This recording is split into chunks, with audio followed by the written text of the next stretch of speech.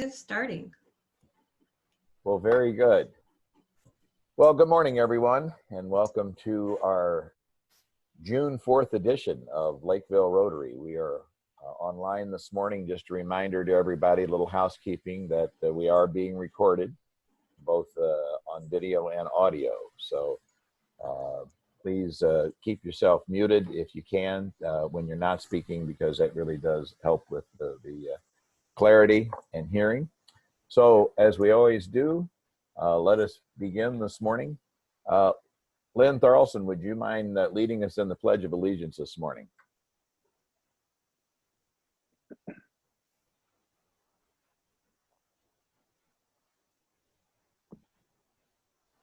Lynn?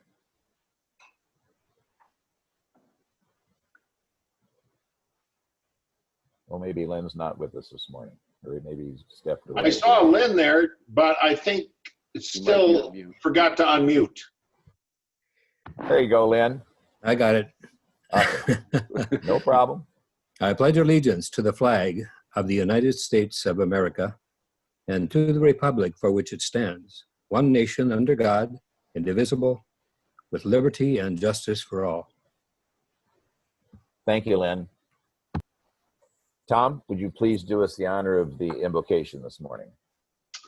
Well, you know, it's really, these are troubled times. We, of course, as we all know, we have the virus, followed by the economic problem, being followed by extreme hunger and some homelessness building up, being followed by death and riots.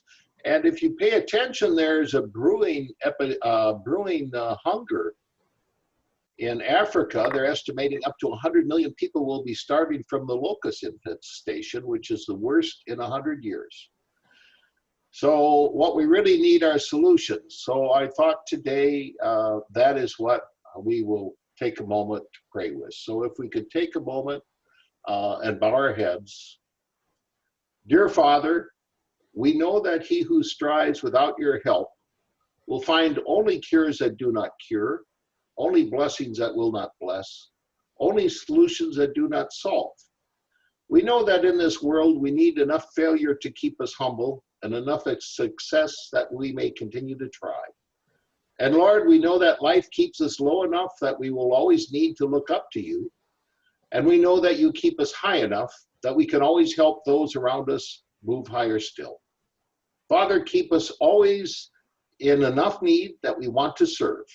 Help us produce, create, and be blessed enough that we can always share with others. And Lord, in this, our time of trouble, we know we are weak enough that we need to call to you. Father, make us strong enough that we may help bear each other's burdens. Thank you, Lord, for Rotary and the opportunity we have to serve there. Thank you, Lord, for the example Rotarians set and for the ideals of service before self. Now, Lord, may your blessings rest upon us this week as we seek to serve. Amen. Amen. Thank you, Tom. Very, very timely, very well done. Well, as I said, good morning to everyone. First of all, do we have any guest other than our speaker this morning? I didn't see any unrecognizable phone calls. So, Kathy, do you have anybody that's logged in the last few minutes? No, we do not. So. Okay. All right. Well, let's start this morning. We have a few announcements. I think we'll start off with Richard this morning. I don't know if you'll need a full minute. You might need a little bit more, but why don't you update us? Okay. Good morning. Hopefully everybody knows that we did make the decision last week to cancel Taste of Lakeville for 2020, and we're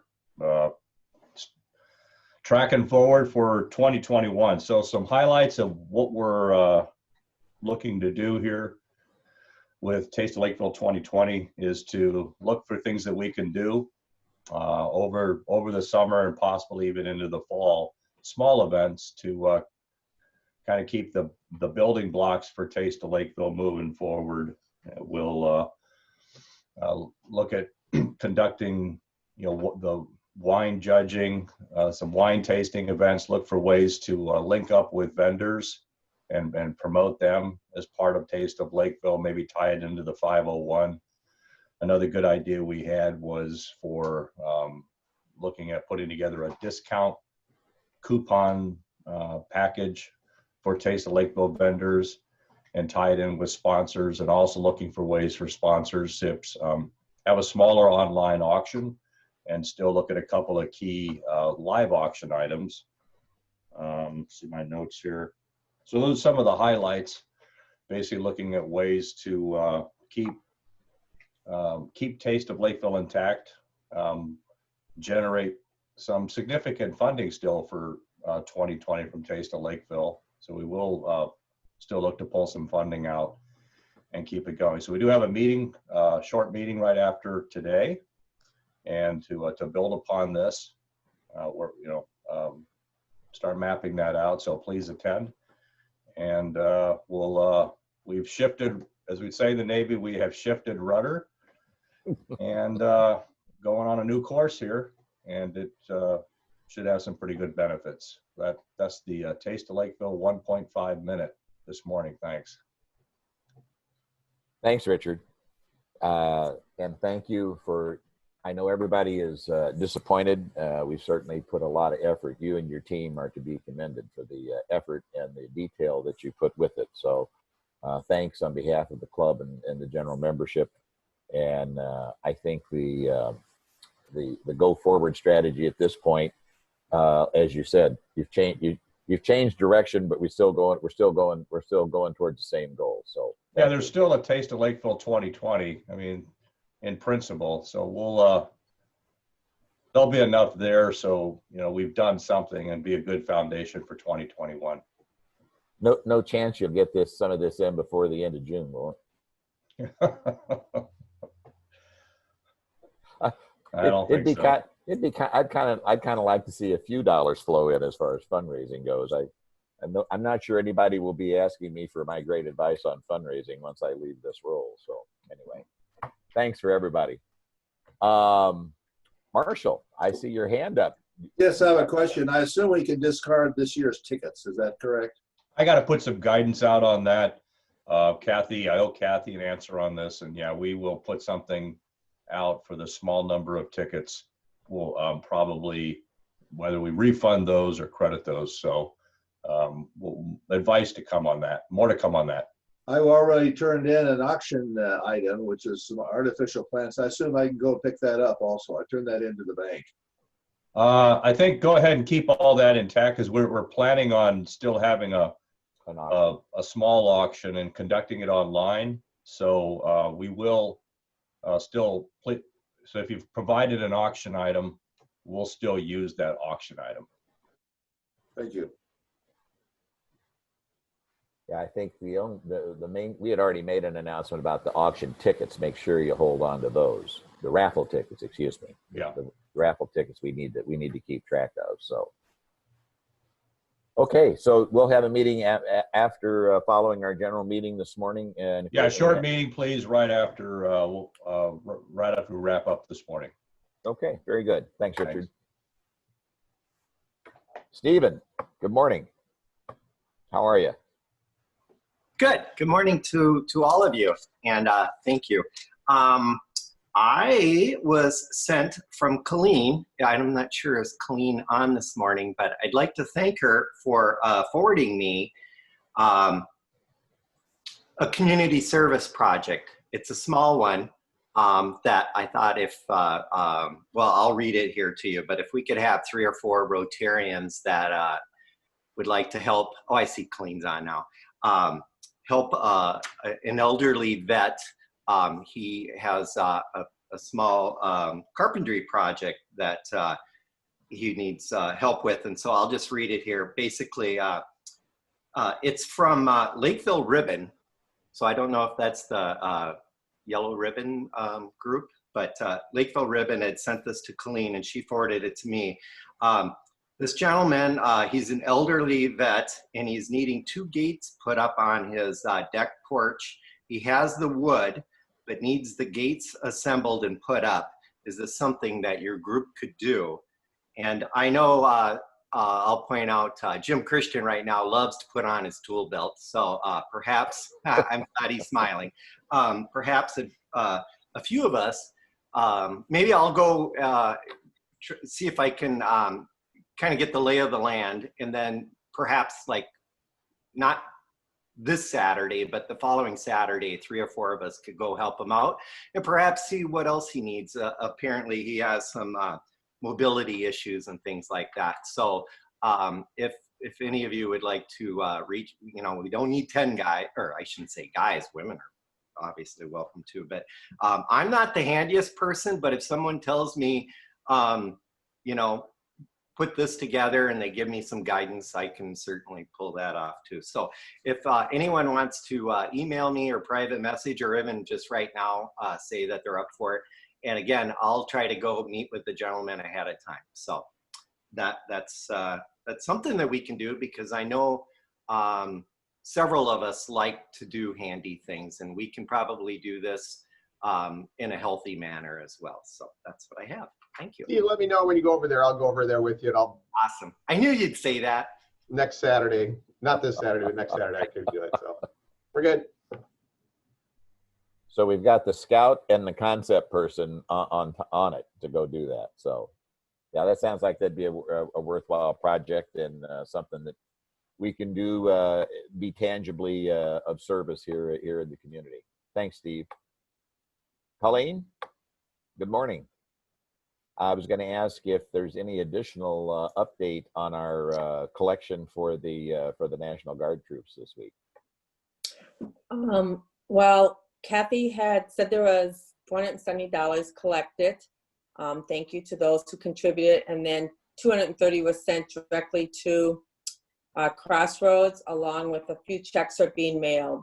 Also, when we were going to do the service project in April, for the deployed vet or deployed service people, 5 people had given me money to mail those, and they have all graciously agreed to put it toward our local troops right now. And so Rotary had agreed to match up to 1,000. So on Monday, I had just reached out to Zach Duckworth and said, is there anything that the local National Guard is going to need that Rotary could help with? And like 2 minutes later, before he answered, Paul Marzon called and said the Hennepin County Sheriff's Office worker, I'm not really sure exactly what role he is, had called Paul because he had seen the Crossroads bus down the day before, dropping hundreds of bags of food for those that are in Precinct 3, and had asked if there's anything they could do for the guards, because they'd been really with no food for 8 or 10 hours, and it was starting to get very hot, and etc. So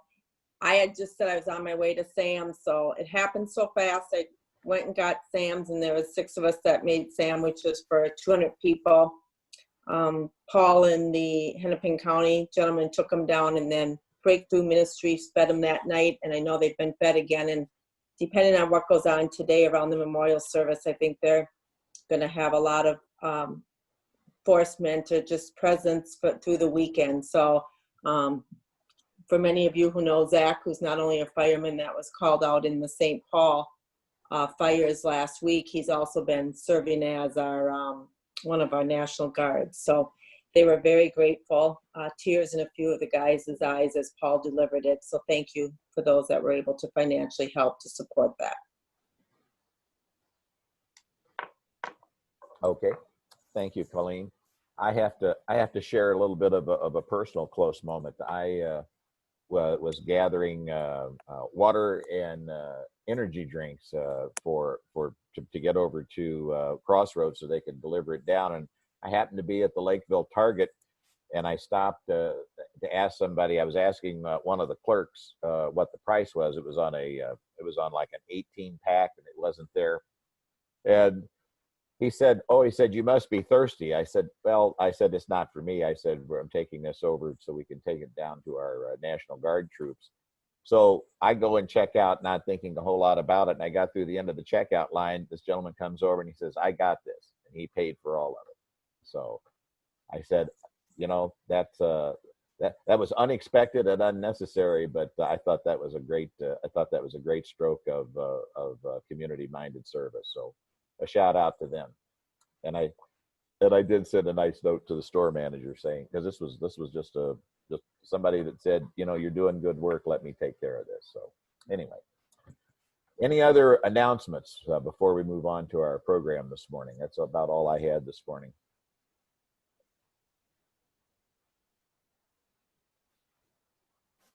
Okay.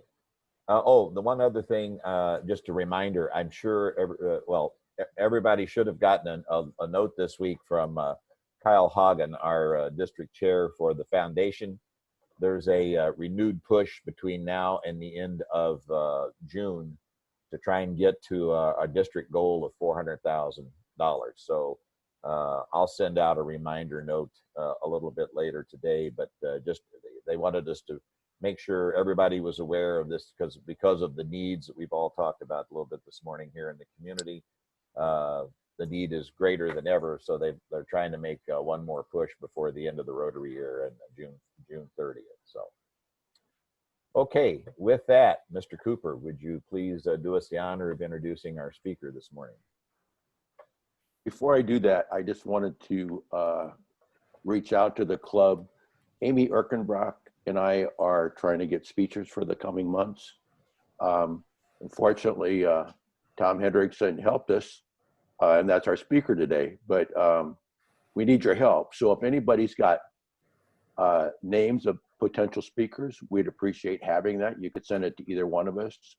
If you don't have names, but an idea, we'll certainly do the legwork to try and find a speaker or turn that into a speaker. But if anybody's got anything, please share that with us. We'd appreciate it. Our speaker today is Kent Olson. Ken is a professor emeritus from the Applied Economics Department at the University of Minnesota. He worked mainly in farm management here in the United States and around the world. He retired as Associate Director of the Extension Center for Community Vitality, which focused on the development of communities in Minnesota. He's the Vice President of Moringa Hope. He's going to talk to us this morning about poverty. So I'll turn it over to Kent. Kent, we're glad you're here. Thank you. Thank you. Thank you, Mike, Ken, and all the others. Tom, can't forget Tom. It's good to be with you. I was asked to talk about, it started with discussions with Mike, talking about absolute poverty or how to poor people around the world. It's a problem that's been there for a long time, still there, even with COVID and all the others issues going on, but it's still there. So let's talk about it a bit. But in visiting with Mike, I also expanded it a bit. Let me see about expanding this.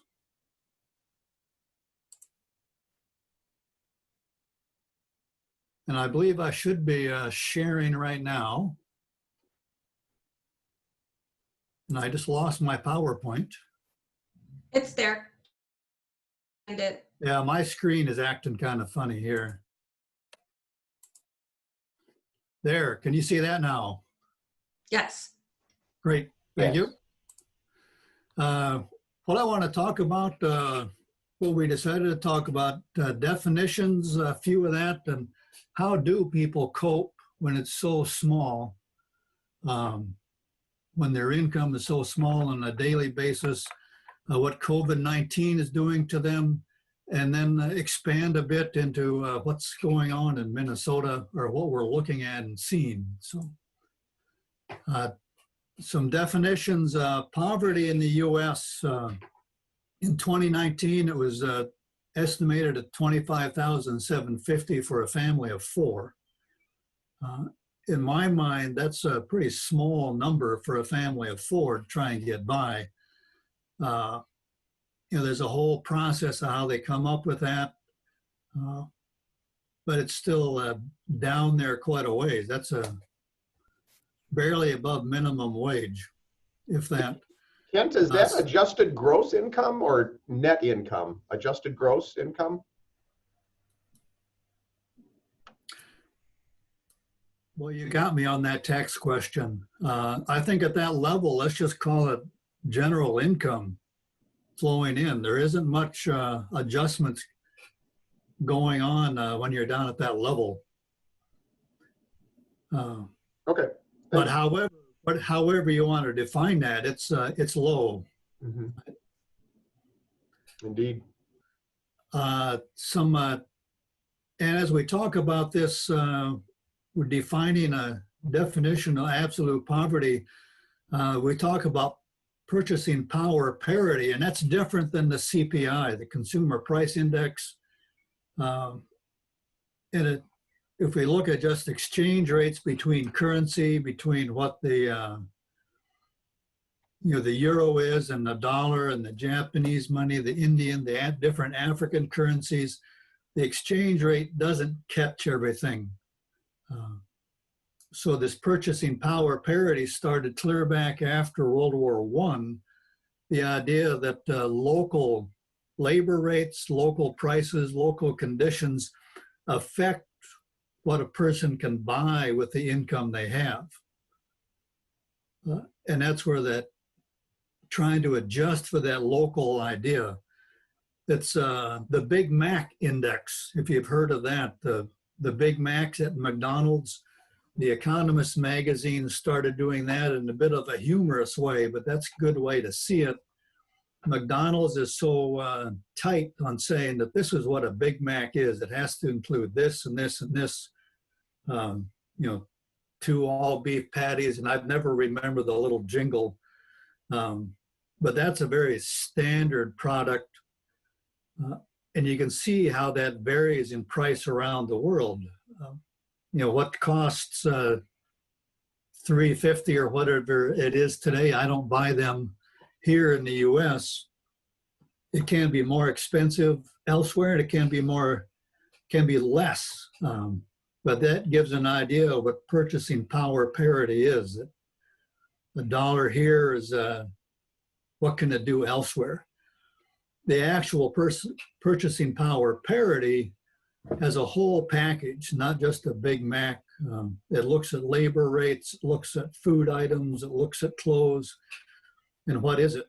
So when we talk about absolute poverty as being less than or about $2 PPP per day, we can say, well, that's what we think of as $2. That's the power that someone in Africa or India or Europe has in an equivalent way. So it's not that, wow, $2, but they can buy more with our $2 over there.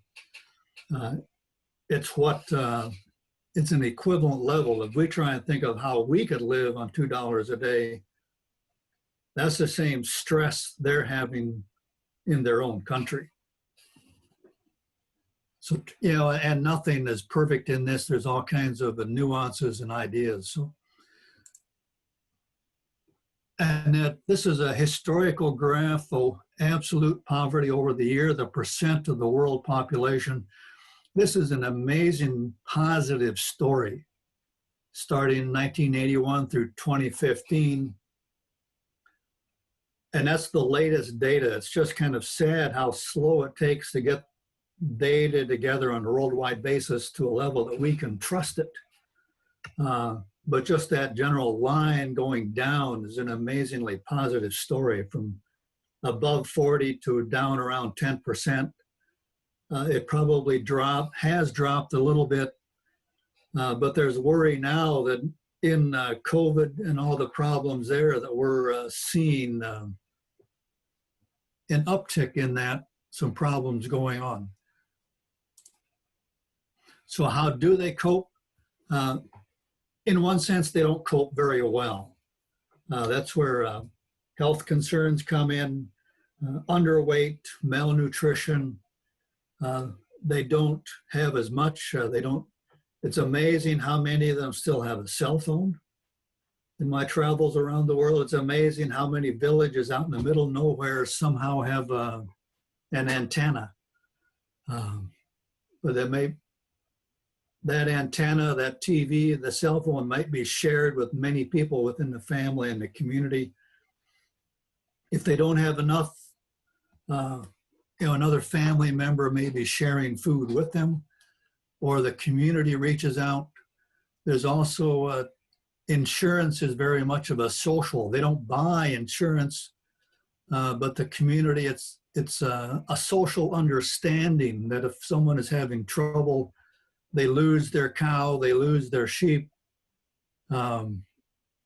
someone in the community will give them a calf or a cow, or they'll give them some milk.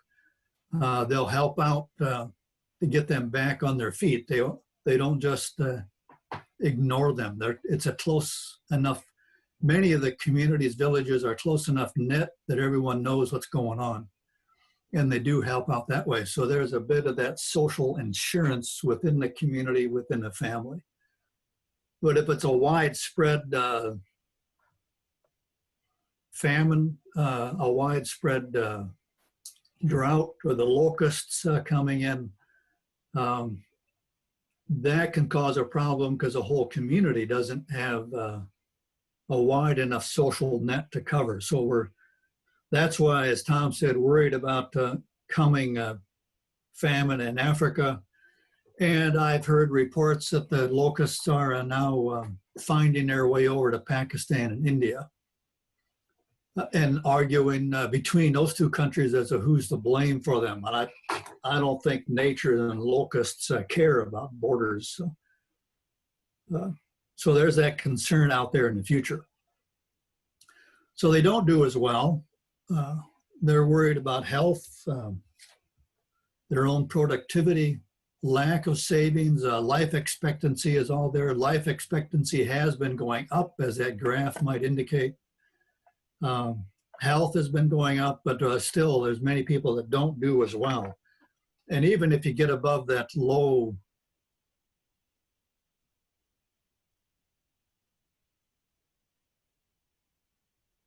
graph, but you're still not living very well. So there's still a concern of that.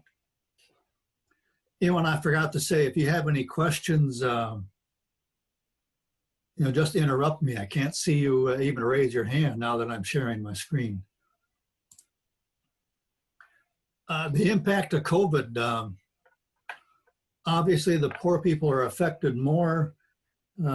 My reading of what's going on, it's not hitting Africa to the degree that what we saw in Italy and Britain and here in the US, but it is there, it's passing around. Perhaps they're just not counting. They don't have the medical facilities to do the testing. They're just not watching, they're just not reporting. So it is there, it is a concern. And as in our country, the poor people are affected more than elsewhere, especially they're living paycheck to paycheck. They just don't have it. Now, here and there, in India, it's a concern. Many lost jobs. India has shut down their economy, essentially. A huge number of migrants, the number they talk about being between, in India, 10 to 80 million migrants, workers within the country. In such a range, as the economist says, that's just an indicator of how invisible these workers are. They just don't keep track. They don't have the revenue as a country to keep track, nor feeling the need to keep track of who is there. But if they're in the city and they lose their jobs, there is just no money for them to pay for food. Many of them traveling back. Some sad stories about traveling back, having troubles, being shunned and pushed away by people in the villages. Are driving, walking back, trying to get home. But there's also amazing stories of help as they're going back home. So it's not just all tragic stories. There's some amazing angels in the stories too. Let's see, where was I? Yes, stepping back a little bit, India shut its economy down, but there are other economies. Tom and I are aware of Tanzania often. I have heard from our friends there saying that the Tanzanian government, and I also heard this in Brazil and some other third world countries, that they they don't want to shut their economy down because they see a very direct effect that if they shut it down, if those jobs are lost, the incomes are lost, they will lose more people to hunger and starvation than they will to the disease, the infection, the virus. So they are not shutting down. Severe worries in India about what is happening there or might be. Not just the locusts, but the hunger and starvation that way too. Hey, And- Kent, this is Sure, Dan Ingberg. I got a quick question on that Sure. piece. You know, you talk about the economies that kind of locally shutting down, not wanting to have an impact on hunger from that regard.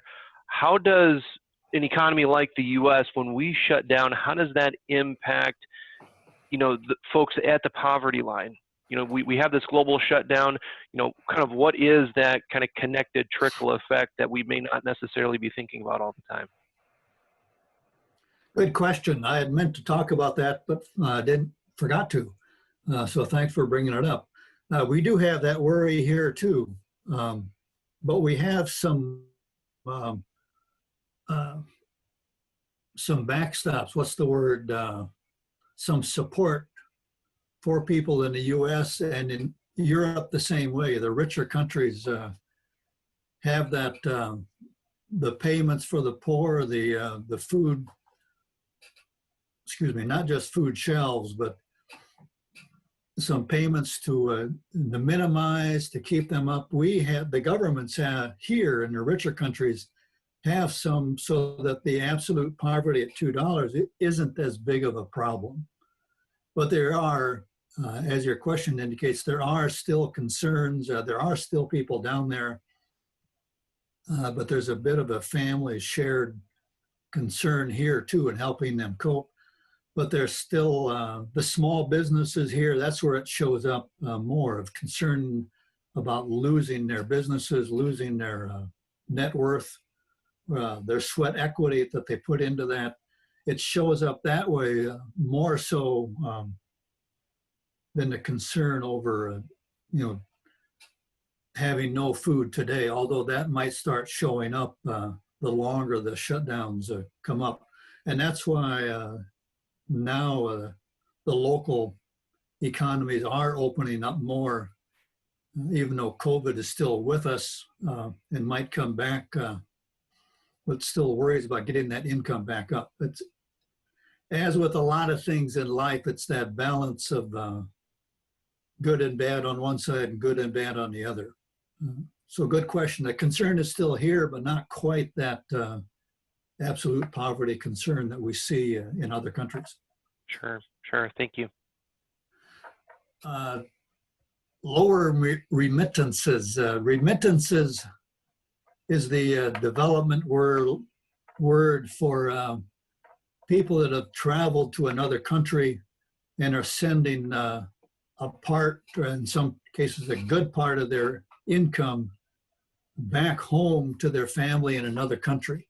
Remittances is a huge portion, like over 10. This isn't 2 or 3% of the national income in some of these countries. It's up towards 15, 20, 25%. It's an amazing amount, especially for those families that are receiving it. And if they're here in the U.S., the economy is shut down. Whose jobs are lost first? It's many of those people that have come here from another country to work. If they don't have the income, excuse me, and not just here, the phenomenons in Europe too, in any rich country, if they don't have the income, they don't have anything to send to their family back home. So concerned that way about survival of the people here and in Europe and the families back home, all of a sudden that income is lost because it's just not showing up. But there's still, as my note says, still share stories of sharing even in the midst of that. And I guess we jumped ahead, that's okay. Lockdown, some countries are doing that, some countries are not because of that balance is it worse to lose people to COVID or to hunger? And that's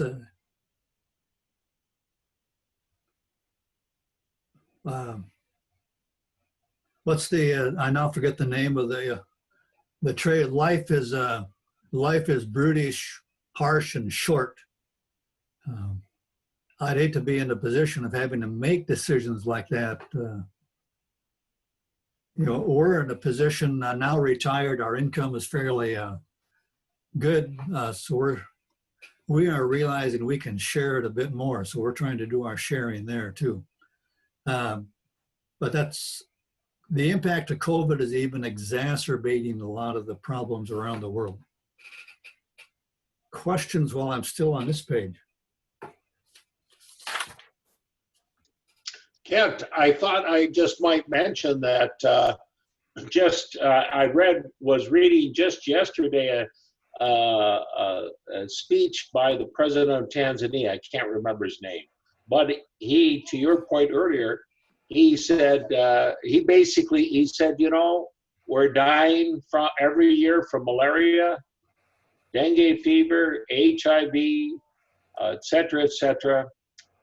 He said, you know, if we die from this, it isn't going to matter, but if we don't farm, we're all going to starve. So we're going to work. And he even quit testing. So out of Tanzania, they're not even testing now, because he said, what is the point of testing? It's not that accurate. It costs us too much money. We're dying anyway. Yeah, and if they don't, that kind of reveals that it really is that bad there. And you know, if we talk about testing, we talk about follow-up, change, you know, connecting to people that test positive. We have the people to, you know, what's the contacts they've had? Where are they? Should we worry and ask people? Well, if they have the money to do the testing, they don't oftentimes have the money to do that contact follow-up to see who else is in danger. So in that reason also, why test if you can't do anything with that knowledge? But there is that, you know, if you look at the poor people, where do they live? Especially in the larger cities, Rio de Janeiro, Dar es Salaam, Cairo, Mumbai, very close together. There's no such thing as social distancing in some of those slums. You know, if they show up, if the disease shows up, likely it will go through quite a few. And so it's more of a hope that the death percentage is low for those people, but that's a worry too. So in some of those cases, the Brazilian president, well, there's a little more bellicoseness there, but the Tanzanian president saying the choice is die this way or die that way for a certain percentage of people. It's a hard choice. Someone else is going to say something. Yeah, sorry, Kent, this is Dan again. I was just curious to understand the scale of the people at the poverty level. So in terms of global population, how many people are we referring to who live on, you know, less than $2 purchasing power parity a day? Do you happen to have that number? Yes, I do. And my screen is here. This graph kind of shows that about 10% or around there of the population of the world. Okay, thank you. But that also means that if in the estimates they came up to $2.50, they got off this graph. Sure. Hey, Kent, Jim Christian, what would you attribute that significant decrease from 40 down to 42 or so down to 10%? What factors would you attribute that decrease to?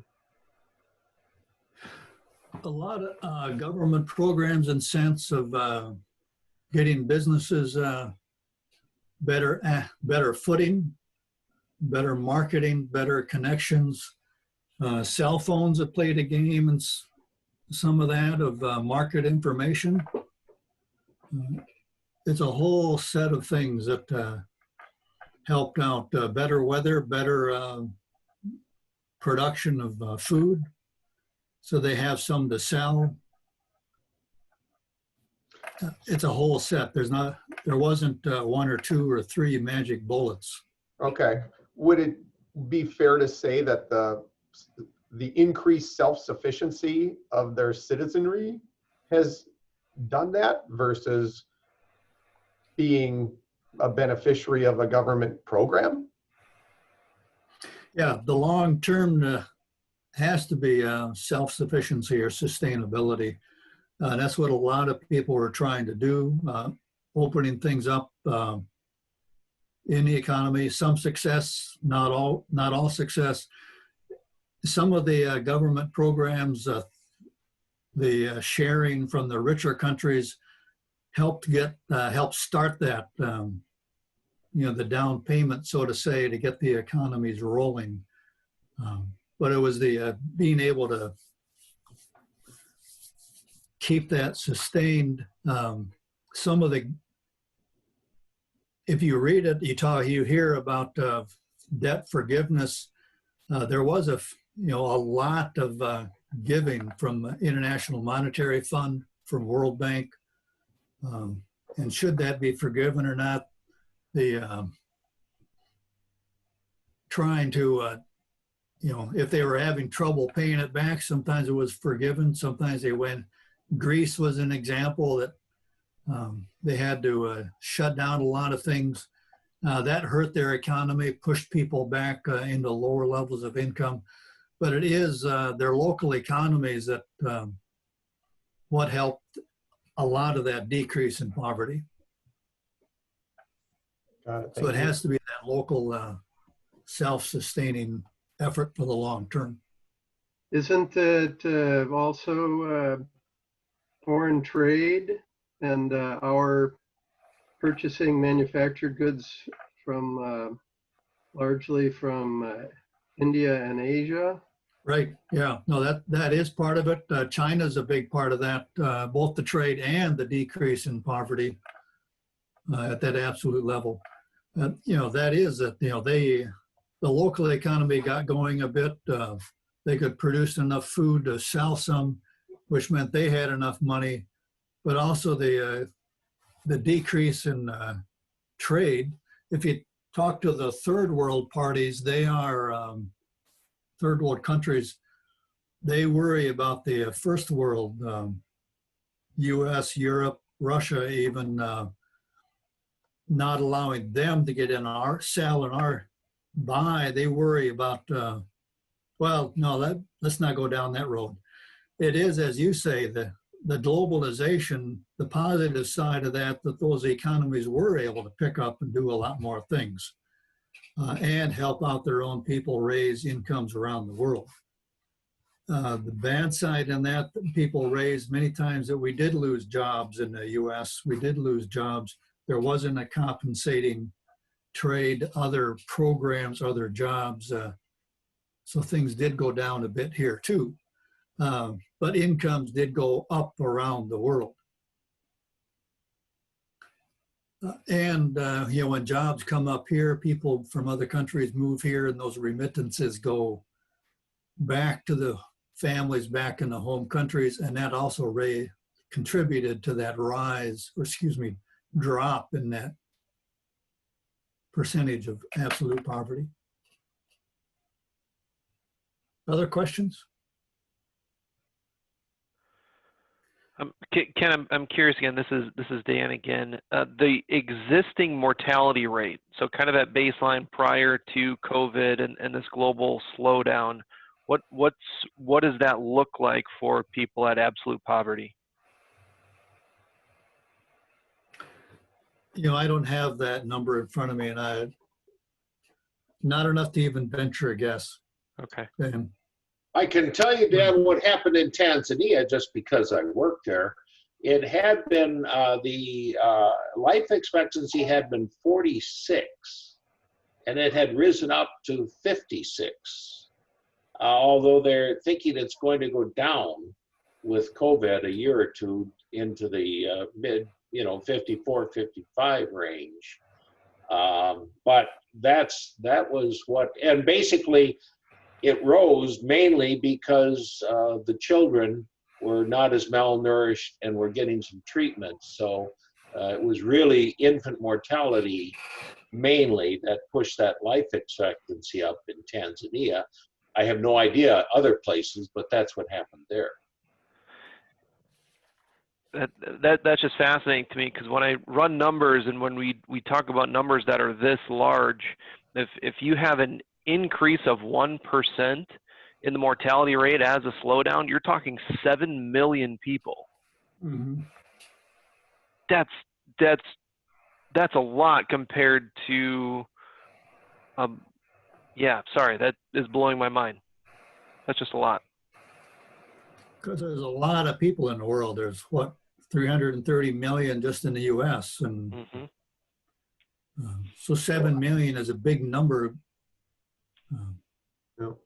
It's also, I find it interesting if you look at the UNICEF data in a country like Tanzania, the biggest jump in life expectancy actually came from the moving out of mud huts into houses with solid roofs, like metal roofs and brick houses. So they got out of the mud.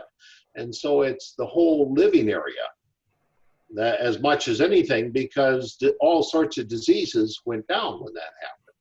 And I don't know about the rest of the world, but it does kind of make sense if you go in to visit. I've gone in and had lunch with people in their huts, and you think, how can you sleep here? You're in the mud, insects living in the roof and everything.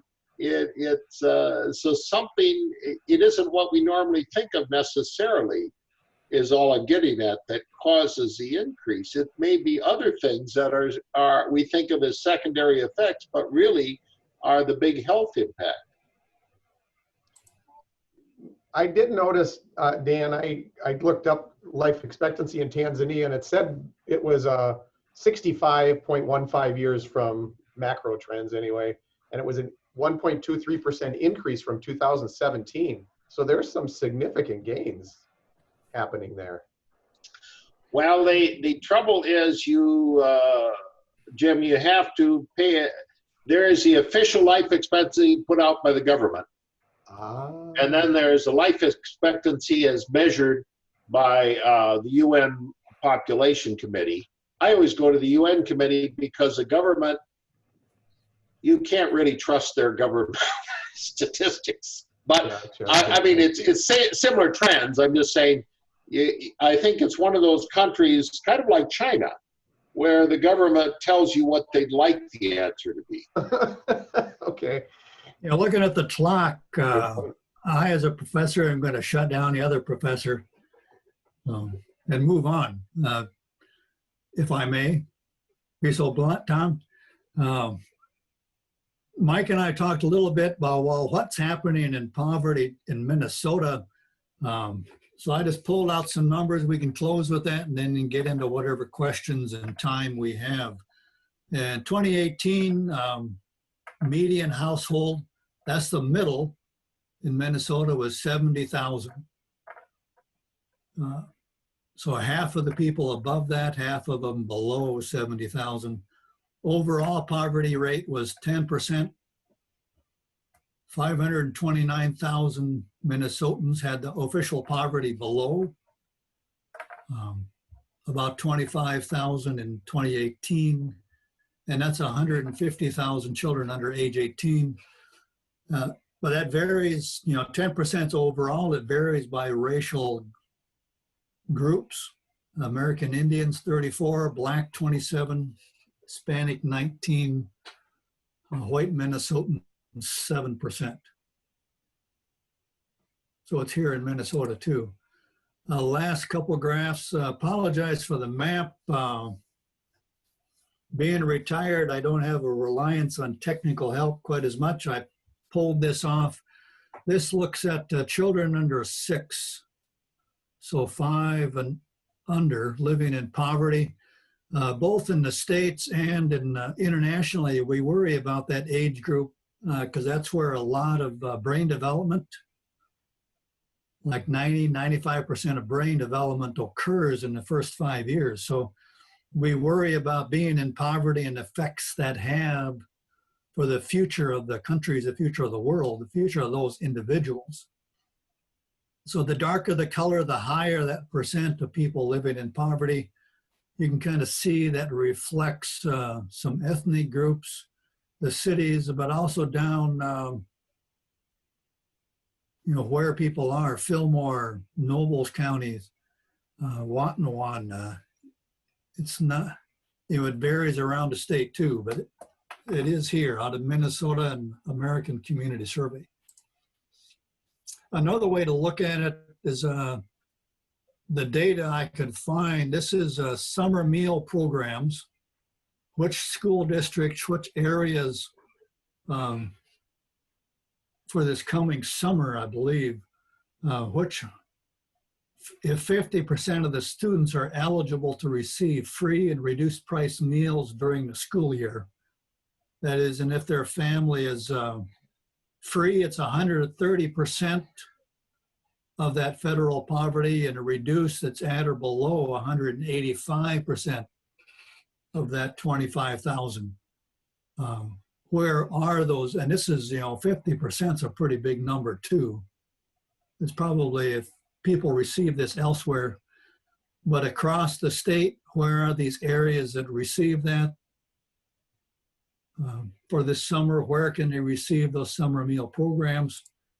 And then here in the metro area.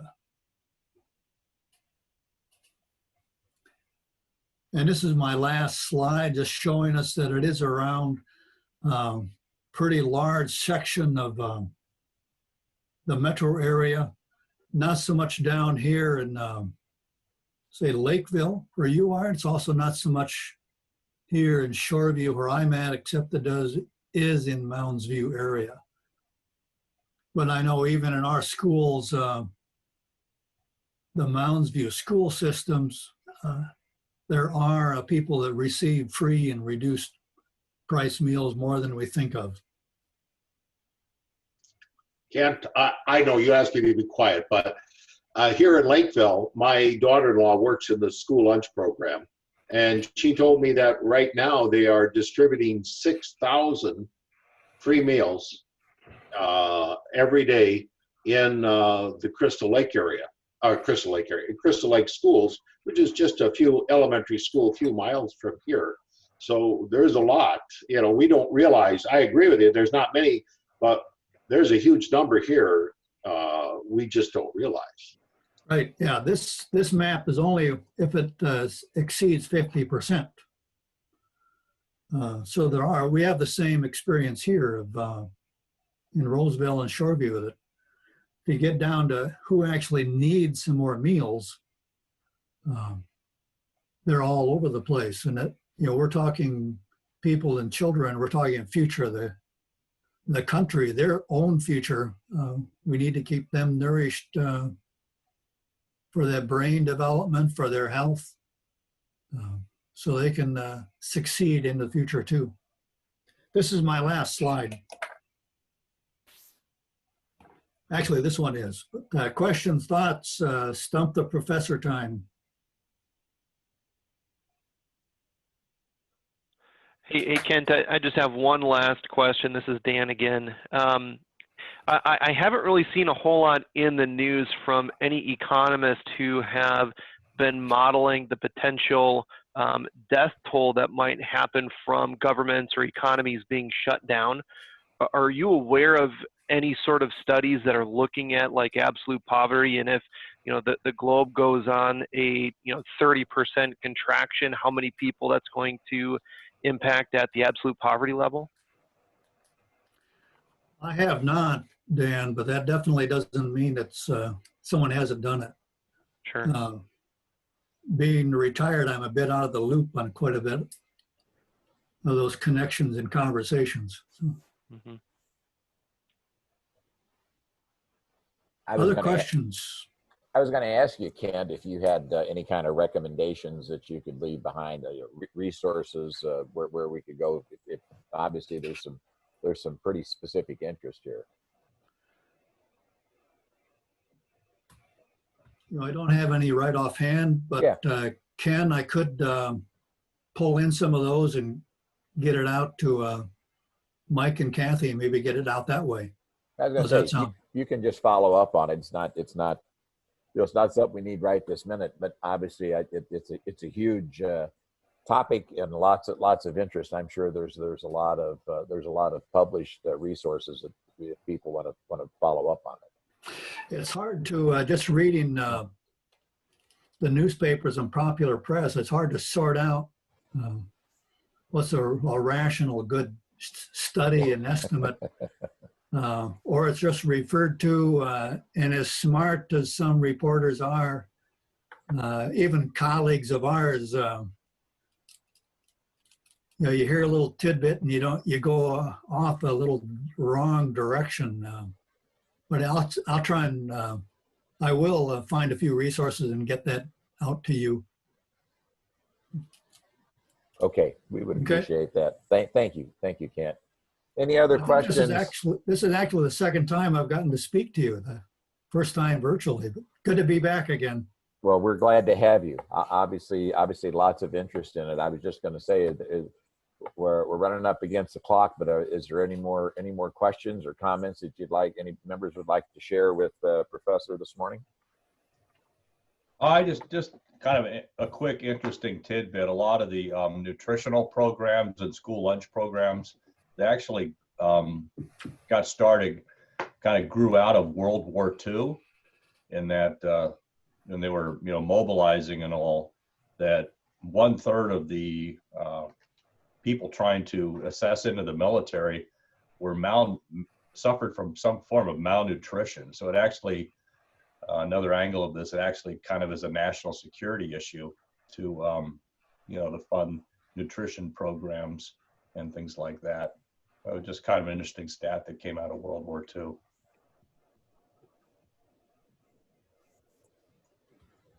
Well, thank you, Richard. That was interesting. Another tidbit from military history, I take it. Well, Kent, thank you so very much for coming here this morning and spending your time and sharing with us. Like I said, this is kind of obviously a global, in a lot of sense, issue and topic. So I'm sure that there'll be additional things happening, additional developments that will come down the road. So if you'd be so kind to stay in contact with us, we'd like to have you back at some point to update us on what's going on with that. Sure. Thank you. Thank you. Wishing you all the best. Bye-bye. Thank you, sir. Thanks, Kent. Okay. Was trying to think if there was any more. Kent Wentworth, I forgot to mention 501. Do we have anything to update on there? Not formally put anything together. I was thinking about that this morning, about having one next week, since I don't think we're getting into, even though the patios are open, they're still open at such a limited capacity that it's really not viable for a 501. And so we may still be having virtual ones for a little bit. So I think I will put something out and we'll have one on next Thursday. Awesome. Good. Thank you. Any other announcements or suggestions that we need before we get to happy dollars? Or you can do both. You can be like Mr. Cooper and integrate a PSA with your announcement. How about happy dollars this morning? Who's happy? I got a happy dollar. All right. I finally got a haircut. I noticed your profile was a little different this morning. Yes. It was like touching my ears. Ah. Say, Ken, I do have a reflection dollar, if I may. Sure, absolutely. I'm going to read this. I got an email from Dan Forrest. Dan and Cheryl, of course, are now down in Waseca. And he had sent me this. I'm just going to read it so everybody's kind of aware. Last Monday, we got the news no parent ever wishes to hear. Our son, Sean, age 46, passed away last Saturday. He was in Oklahoma working for Boeing on a Navy plane, interestingly enough. We know very little of his passing. We got a phone call this morning. from the Oklahoma City Police stating that he found him in a rental car in a parking lot, no signs of trauma. So as of now, his death was due to natural causes.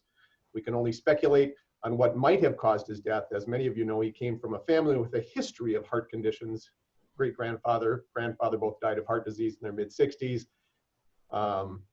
Dan's sister passed away from a massive heart attack in her early 60s. And of course, he had his first heart attack at age 35. And now he's approaching his 3rd anniversary of his heart transplant. Thankfully, everything's still going great. But to assume Sean had a heart attack seems very logical. As you can easily understand, in cases like this, Sean was taken to the medical examiner's office. We talked to them this afternoon. They finished doing their investigation, but are not ready to release it. It can take as long as 3 to 4 months. Preparations are being made for Sean to be sent back to Minnesota. We're sure this will take some time. We've been told due to COVID-19, the earliest they can complete the paperwork will be 3 to 5 days and prepare the body.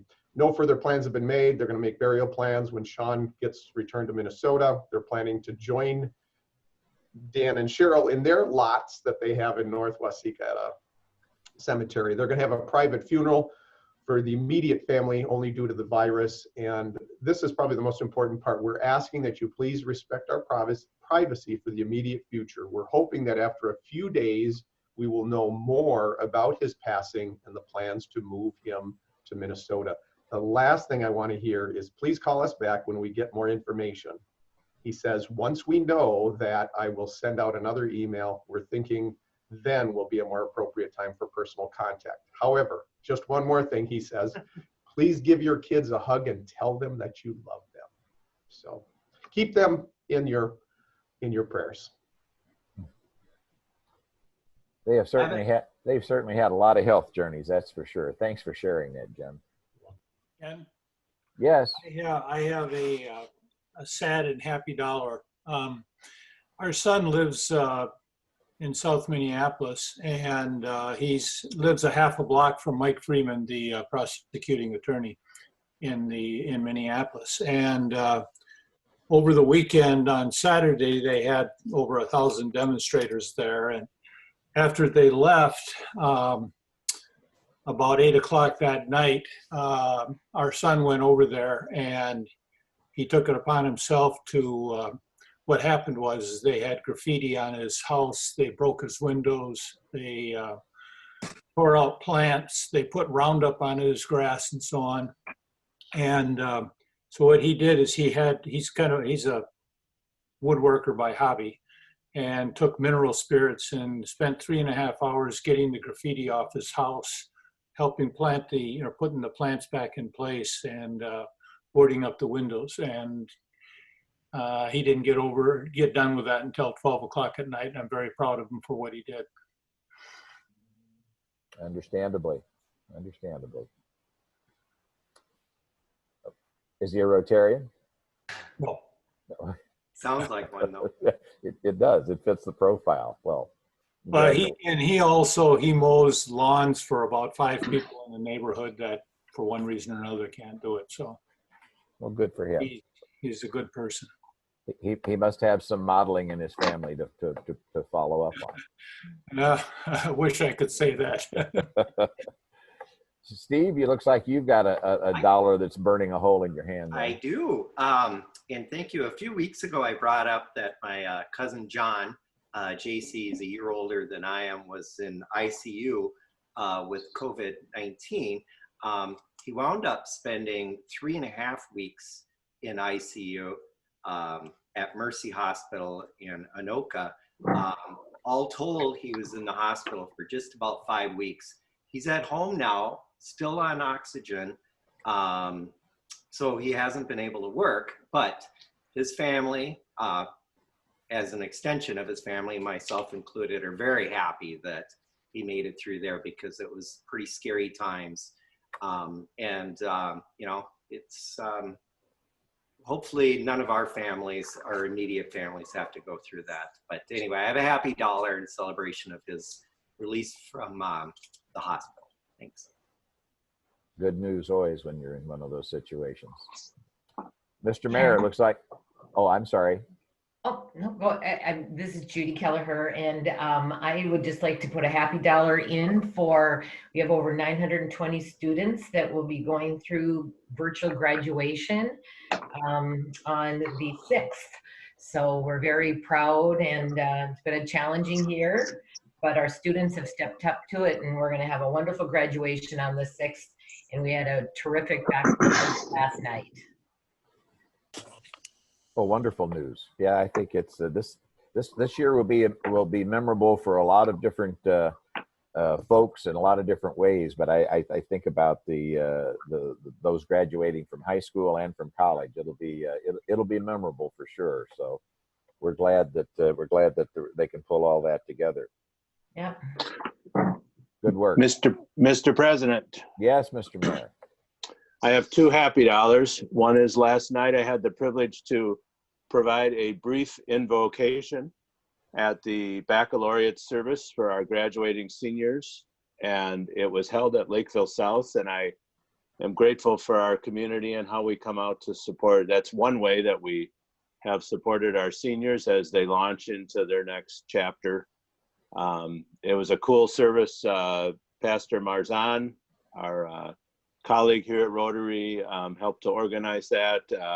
I know Judy was there and others were there to support our seniors. So I'm privileged to be able to have the opportunity to do that. So that's one happy dollar. My second happy dollar is on the theme of haircuts. And I had a college friend who sent me a picture a few weeks ago of some of us with our long hair in college, and I think I'm approaching that level. And I'm looking forward because I have my appointment tomorrow. So I'm happy about that. As you should be. Yeah, the interesting thing about haircuts is, you don't think about them too much.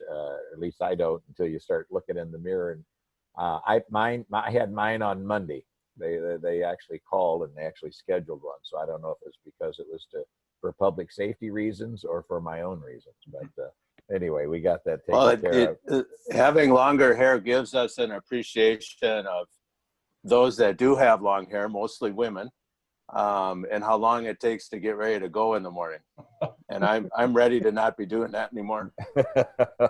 Well, we could take the Kent Whitworth model and just get one. You get one every 3 months, whether you need it or not. Well, I've had several offers to do a buzz cut, but I've declined them. Not sure how that would look. That it could be a possibility. Well, thanks for sharing, and thanks for taking part at the baccalaureate service. I know that's always a high point of the year for the seniors. Any other happy dollars this morning before we go? I got a quick happy dollar. Basement was empty for a couple of months, but yet another kid has moved back in, settled into the house. Between the kids and the alligators and canoes, your life is always exciting, isn't it, Richard? Always something. Any estimation on how long? What was it? Needed to save up $5,000, but I've heard that before. Maybe a year. I don't know. I was told I can't go down. I can't enter the premise, and I got yelled at yesterday. And if I came down there anytime after 9 o'clock, she was going to go to, what did she say? Menards and get a lock and put a lock on. So I couldn't go into the basement. Just remove the door. Oh, hey, that's a good idea.